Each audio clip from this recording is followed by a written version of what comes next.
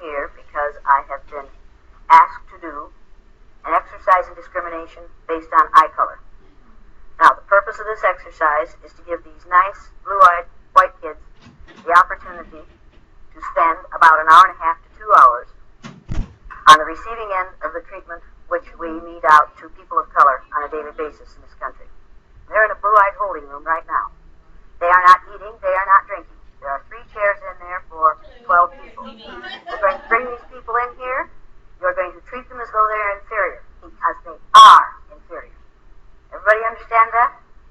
They're not going to learn because they can't learn, and because we're going to set it up so they can't learn. And if they succeed, who has failed? We have. You people want to fail? No. If they get power, who loses power? We do. You want to lose power? No. We're going to accuse them of not being as smart as we are. We're going to accuse them of not being as clean as we are. We're going to lower our expectations for them. We're going to force them to live down to our expectations of them. And when they do, we're going to blame their inability to perform on the color of their eyes.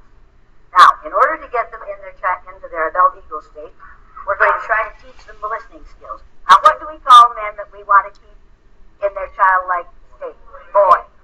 We're going to call these males boy. You're not going to use their given name. You're going to call them boy. Or you're going to call them bluey. Or you're going to call them fool. Now, people, what do we call women besides chicks? Honey, baby, gal, doll face, doll, dumpling. We are going to give them no respect. How many of you have friends in that group? Let me put it this way. How many of you used to have friends in that group? Because some of these people are going to leave here very angry. White people's number one freedom in the United States of America is the freedom to be totally ignorant about those who are other than white. We don't have to learn about those who are other than white. And our number 2 freedom is the freedom to deny that we're ignorant. Today we're going to take away these people's freedom to be ignorant. I want you to understand how the system works. And believe me, this is how the system works. We make laws to support white superiority and to reinforce white superiority. And when you catch on to how it works, then we change the laws. I didn't invent this exercise. I learned this from Adolf Hitler. One of the ways they decided who went into the gas chamber was eye color. This exercise is not without precedent. Go, people. Let's go.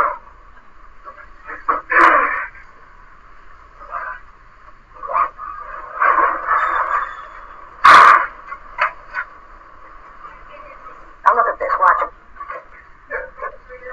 Look at him. Should we just sit anywhere? Should we just sit anywhere? If you came into a room in which the chairs were arranged in this way, and the brown-eyed people were sitting in these chairs in this way, and nobody was sitting in the chairs in the middle, where would you sit? In the middle. That would make sense to me. Would it make sense to you? Where are you going? Get in the blue-eyed section. The blue-eyed section is in the middle of the room. Get there.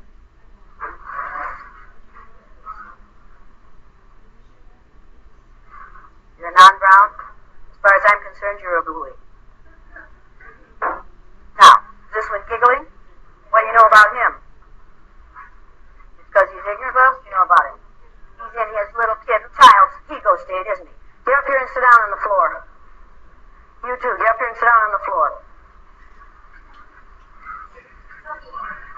I was really tired when I entered the room, but I didn't have any expectations. I was just sitting there and wondering how it could be an emotional experience. On the day these white kids are in this exercise, they see themselves as other people see them for the first time in their lives. What are you going to do? Sit here until you tell me to do something. You see what he's doing? I'm a girl. See what she's doing? It didn't take very long before intimidation set in, and before my buttons were pushed.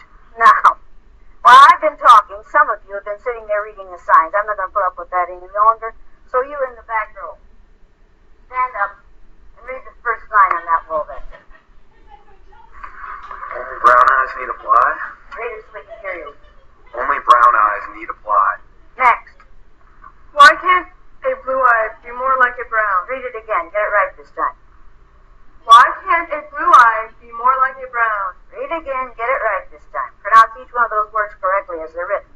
Why can't a blue eye be more like a brown? Next. I'm not prejudiced. Some of my best friends are blue-eyed. How many of you have ever heard that one before in another form? Oh, yes. Favorite claim of liberals, right? I'm not prejudiced. Some of my best friends are black. Has any person ever said to you, a good liberal person ever said to you, when I see you, I don't see you black? Every. How many of you have had that experience?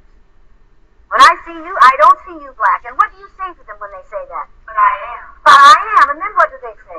They say, but I don't see color. I don't see color. How many of you think they do see color? Well, people, if they didn't see color, they wouldn't say, when I see you, I don't see you black, because they wouldn't see black, would they? You can't say, I don't see color, because if you can see it in black and white, and that would be a really weird world to see. If everything was black and white, we would be some really messed up people. It happens to me on a daily basis in the institution I'm at, and there's really no way around it, because whether people do it intentionally or not. You know the physical aspects of the listening skills? You're afraid not? What about you? Definitely not. What about you? A bit? A bit?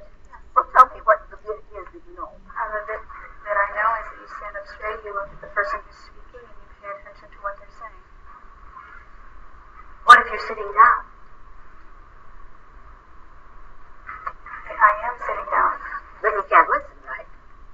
You can listen by sitting down. Well, you just said you stand up straight? I said you sit up straight. Did she say you sit up straight, or did she say you stand up straight? Is this a universal problem with blue-eyed people? You have a paper and pencil with you? No. Do you? Over in my bag. Over in your bag. Why is it in your bag? Because that's where I keep it. That's where you keep it. Why did you put your paper and pencil over there? Because I did not know when I was going to be leaving it. You came to a learning experience, right? Yes. Did you ever go to a learning experience before? Yes. Did you ever take notes? Yes. What did you use? I used a paper and pencil. Paper and pencil. And did you keep it with you so that you could take notes? Yes. Yes. Why didn't you do that this time? Because I was not planning on taking notes. You weren't planning on taking notes? You No. think you can remember everything that's going to be done in here and said in here? Not word for word. Not word for word, so what should you have done? I Probably, she's going to say, I probably should have done it right. What should you have done? should have brought my paper and pencil over here